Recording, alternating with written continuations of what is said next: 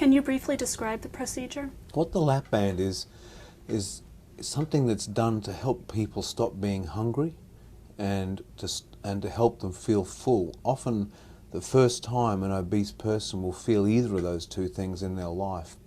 The band is a device made of silicon which has got an internal balloon, and we can inflate that balloon through a mediport which sits under the skin.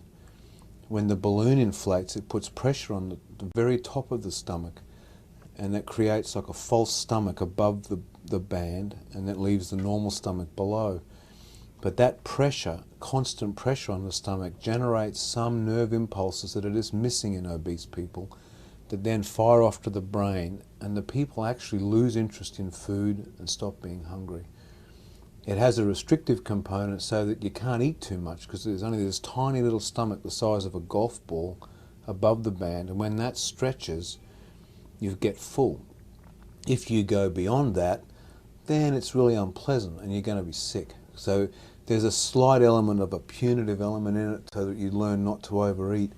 But the far more important element is this loss of interest in food.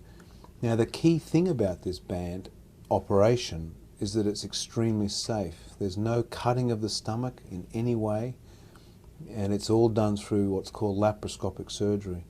It typically takes, depending on the experience of the surgeon, between half an hour and an hour of actual operating time, so that it's a very safe operation. So here you take someone who's, say, 150 pounds overweight, say weighs 400 pounds, you bring them into the hospital on the day, and you have this operation which takes someone like me half an hour to do, and within a day or so this patient's not going to be hungry, and then they're going to get full, and then the mathematics kick in.